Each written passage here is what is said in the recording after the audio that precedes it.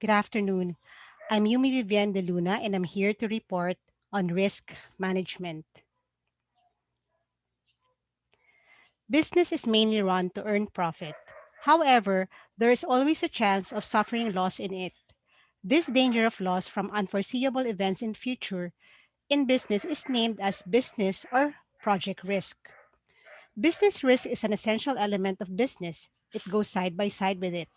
There's no business in the world which can guarantee, claim, or insure for no business risk. And the fact is that it cannot be avoided. It can be minimized by taking timely suitable measures by the businessman. The project management body of knowledge defines project or business risk as an uncertain event or condition that, if it occurs, has a positive or negative effect on at least one project objective, such as time, cost, scope, or quality. In simple terms, project risk is the chance or likelihood that things can and will go wrong. Each project is unique and carries with it a certain degree of difficulty, which translates to a certain degree of risk. Risks which are not properly addressed can lead to failure. Some risks are unavoidable, but by applying risk management, we can drastically reduce the likelihood of an event occurring. Before we discuss ways to manage risk, let us determine first the types of risk. The diagram shows the four quadrants of risk. First, the operational risk, financial risk, strategic risk, and hazard risk. Operational risk refers to an unexpected failure in your company's day-to-day operations. It could be a technical failure, like a server outage, or it could be caused by your people or processes. So these are the different factors associated with operational risk. Manifestations of this would be if the management running the business or if the manufacturer set up heavy machinery and begin to use modern techniques of production, which lower per unit cost of production of goods, the small business units producing similar goods will suffer losses as they will not be able to introduce heavy machinery. For example, the carpeting industries, which produces hundreds of carpets every day, is greatly disturbing the business of small units which produces carpets on a small scale or by hiring a lot of people to make carpets by hands which take months and even years to produce a single carpet. So the modern techniques and equipments also minimizes the risk of loss in business. If the management running the business is inefficient and there's no proper planning and control in it, it will increase the cost of production of goods, lower its quality, and it may lead to decrease in profit and eventually flop the business. The second type is the strategic risk. As your business attempts to achieve your strategic objectives, internal and external events can deter or prevent you from accomplishing them. If there is stiff competition for the sale of a product in the market and the manufacturers indulge in cutthroat competition by cutting down price of the goods or by producing cheaper quality of the product, it will increase business risk. For example, the business risk increased for Nike few years ago. They were producing high quality shoes, but they were not stylish as well as the price of the products was high. One of the biggest competitors of Nike, known as Reebok International, found Nike's problem as they started to give quality shoes with style and in low price. Nike had to bear big business loss before they recognized that their competitor has taken advantage of it. If there is a sudden change in demand for the product, it will lead loss to business. The demand of the customer never remains the same and it changes with time to time. So one has to be ready to change according to the demands. Not changing with demands will affect only one's business because in the field of business, there are always competitors who are ready to take advantage of any weak point of their competitors and it greatly increases the risk in business. For example, BlackBerry mobiles, they tested their luck, but many can see that BlackBerry, instead of changing with the demands, they're sticking to their own business technique. While on the other hand, Nokia, after outrunning its competitors, attaining the world's number one manufacturing handset company title, they flourish all over the world because of their business technique of change in the demand. Next is the financial risk. This refers specifically to the money flowing in and out of your business and the possibility of a sudden financial loss. If there is a sudden shift in monetary and fiscal policies of the government, it may lead to loss in business. The best example of this can be the petrol pumps, as everyone knows that the petrol pumps store petrols. Now, when the government announces that petrol prices are increased, then the same petrol which was bought for less price from government sell on higher prices or the new implemented prices. Similarly, when the prices are decreased from the government, then they had to sell the stored petrol on lower prices, which causes loss to the business of petrol owner. So one has to be ready for any upcoming surprises. Lastly, the hazard risk. A hazard is any source or cause of potential damage, harm, or adverse effect on something or someone. By contrast, a risk is the likelihood of an adverse event taking place as a result of the hazard and which may prevent a company from meeting its objective. There are certain natural factors like earthquake, floods, famine, typhoons, etc., which cause damage to business. Since human beings have no control over nature, therefore, the loss caused to business due to natural causes is unavoidable. Natural disaster is a terrible dream for business because when it occurs, it doesn't affect only one business but affects on all the business community of the area. And similarly, its effect touches the whole economy.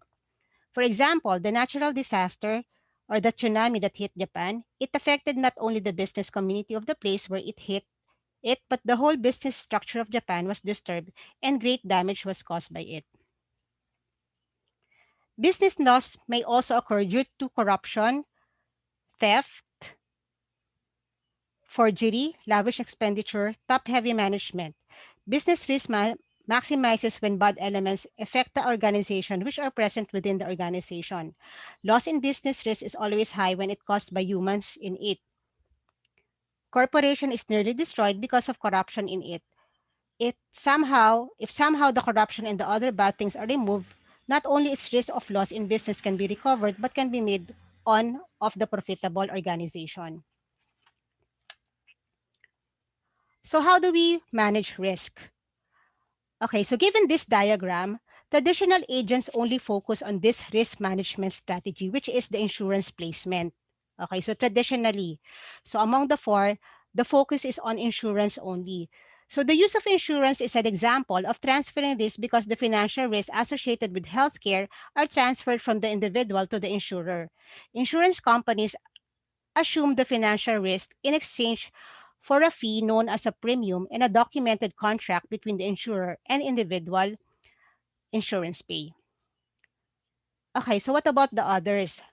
Okay, so risk management should not only consider the insurance policy or the insurance placement, but also it should consider these three: the risk identification, risk assessment, and consultation as risk management. Under risk identification, it identifies, characterizes, and assesses threats, analysis of risk specific for your business. Risk identification mainly involves brainstorming. A business gathers its employees together so that they can review all the various sources of risk. The next step is to arrange all the identified risks in order of priority. Because it is not possible to mitigate all existing risks, prioritization ensures that those risks that can affect a business significantly are dealt with more urgently. Next is risk assessment. Regular on-site risk audits followed by risk analysis of all your operations. Assess the vulnerability of critical assets to specific threats and determine the risk, the expected consequences of specific types of attacks on specific assets. In many cases, problems resolution involves identifying the problem and then finding an appropriate solution. However, prior to figuring out how best to handle risk, a business should locate the cause of the risk by asking the question, what caused such a risk and how it could influence the business? And lastly, the consultation as risk management.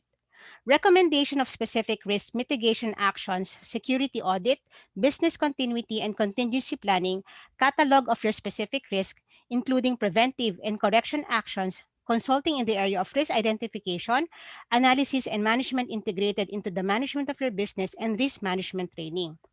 One of the examples would be designing a risk reduction plan, which identifies ways to reduce those risks and prioritize risk reduction measures based on a strategy.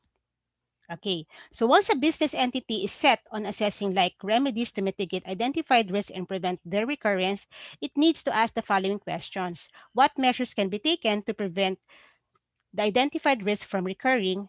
In addition, what is the best thing to do if it does recur? So these are the other strategies to manage risk or to minimize risk. First, through market research. The businessman before establishing the business should search the market and must attain knowledge about the market and its environment.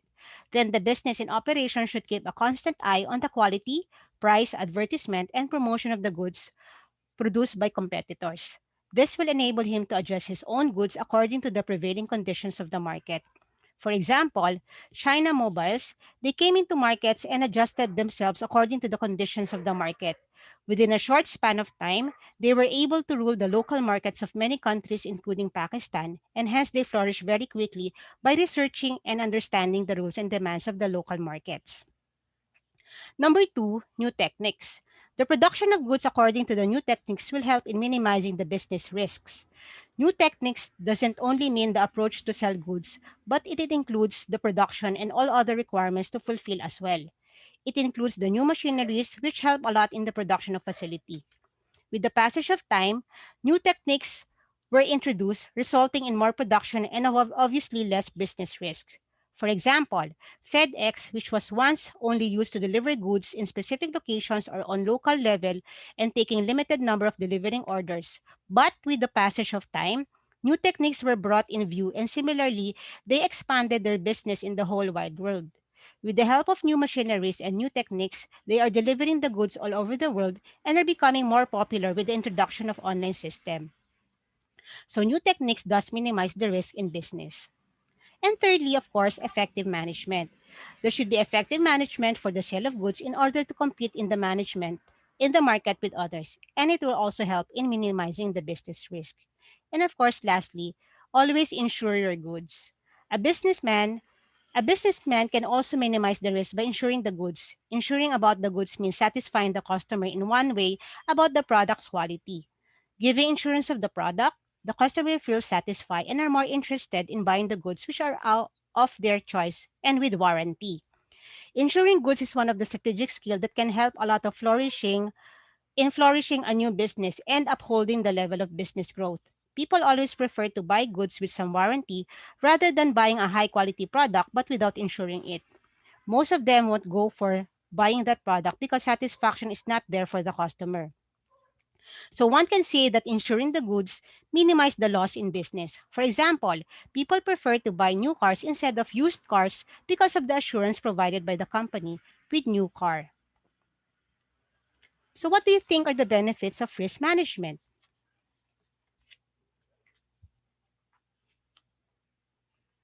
Okay, so to give you a summary of these benefits, number one, it provides a focus on potential risk impact areas. Number two, it allows high level risk to be addressed early in the life cycle. Number three, it improves confidence in cost and schedule estimate. Number four, it improves communication amongst project team and end users.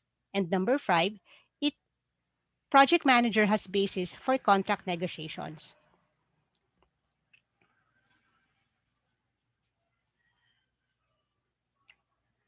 Thank you very much for listening.